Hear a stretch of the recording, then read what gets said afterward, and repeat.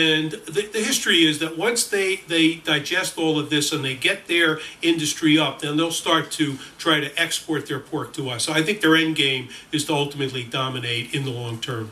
Well, if you were serving as a member of the U.S. Senate, would you consider this to be in the public interest of the United States or not? No, I would not. I think that there's four problems here as I see it in approving this transaction. The number one problem is that if this transaction is approved, how do you stop other Chinese companies from coming in and buying our food processing companies in the United States? And for example, COFCO is the Chinese largest grain trading company in China, and they're a state-owned entity. They have publicly announced that they are seeking acquisitions of U.S. companies.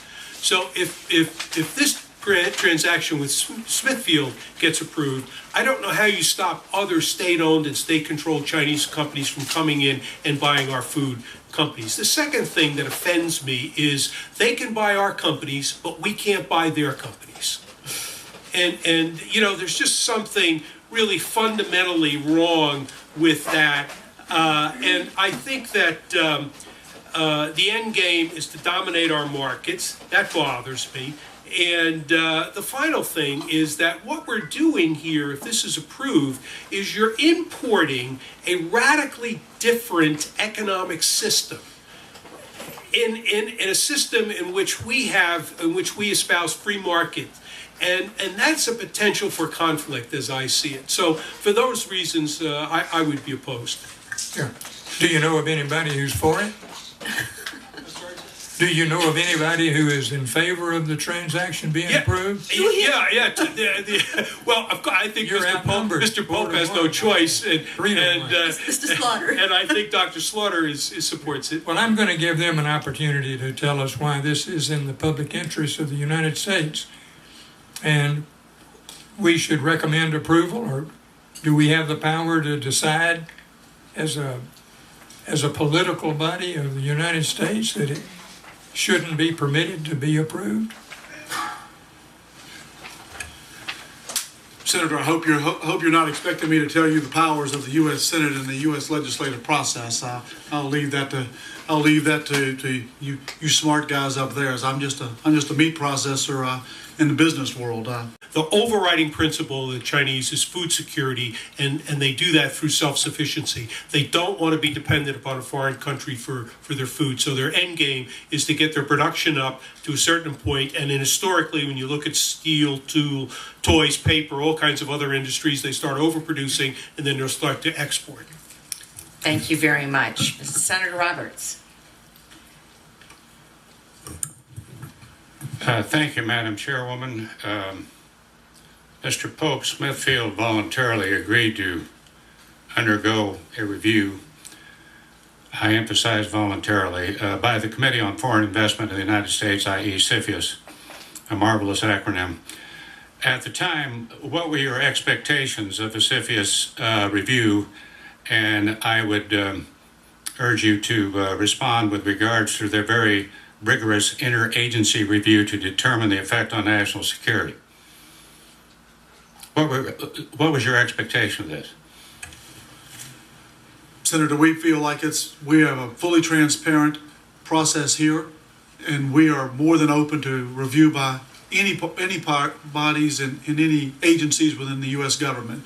And so we voluntarily did make the submission to CFIUS to ensure that they did the review, to ensure that there is not a national security issue associated with this, and I don't want to opine in terms of how CFIUS is going to conduct that review. It's done in a confidential way, and they certainly don't share with me what they're thinking. Maybe after this hearing, you're going to have a better understanding. Yes, I was going to say that really falls under our oversight responsibility. Perhaps that should be the focus of another hearing. Do you ever expect that the Senate Agriculture Committee, CFIUS 2, would hold a hearing on the acquisition of Smithfield Foods and the CFIUS process?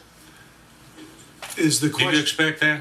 I mean, did you expect that that this committee would hold a hearing on the acquisition?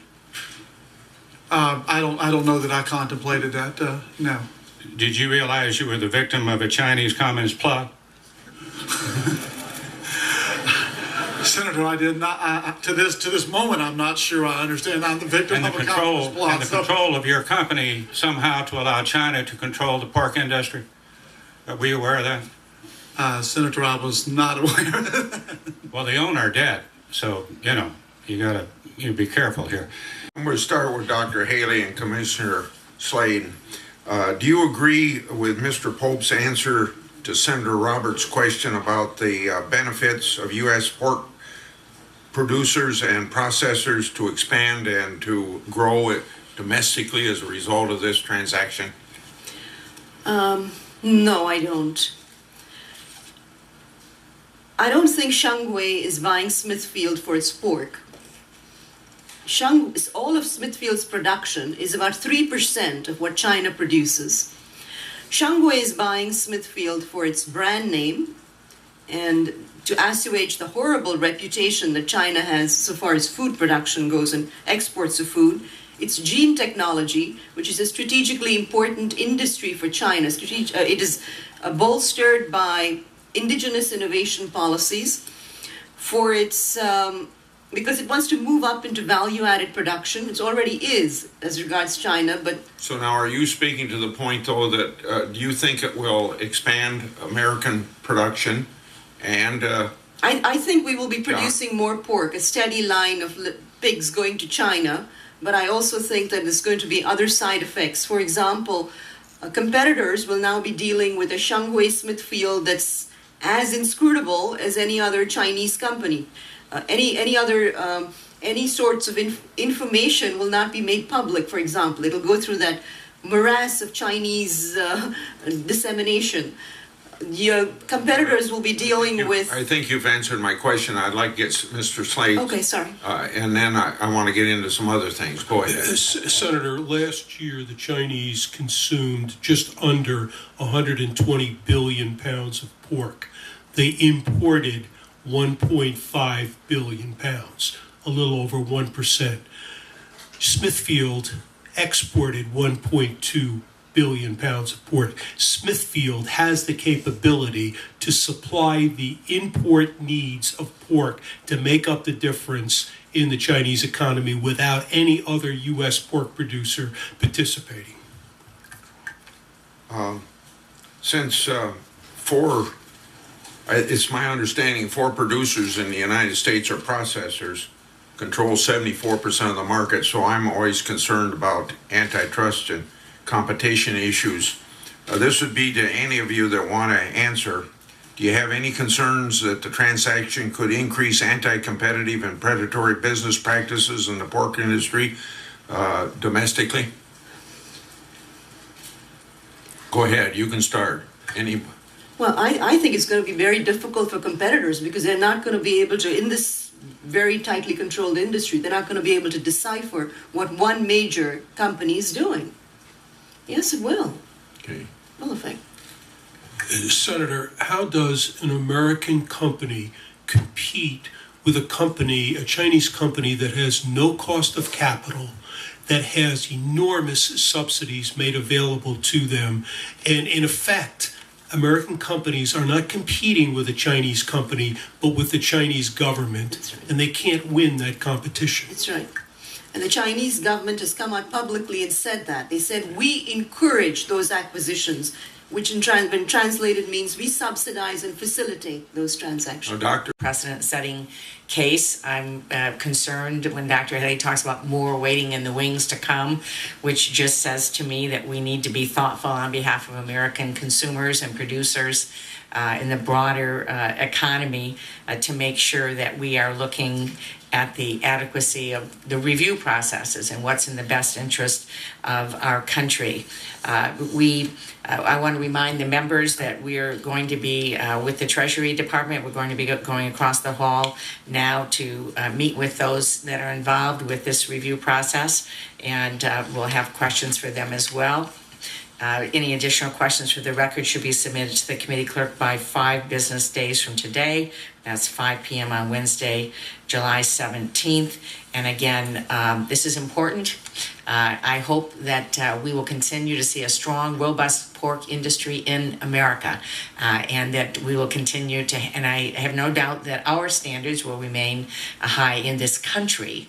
And we certainly want all the right things to happen, but I think there are legitimate issues here about what this is all about and the long-term implications for what will happen to the industry. So thank you very much for joining us.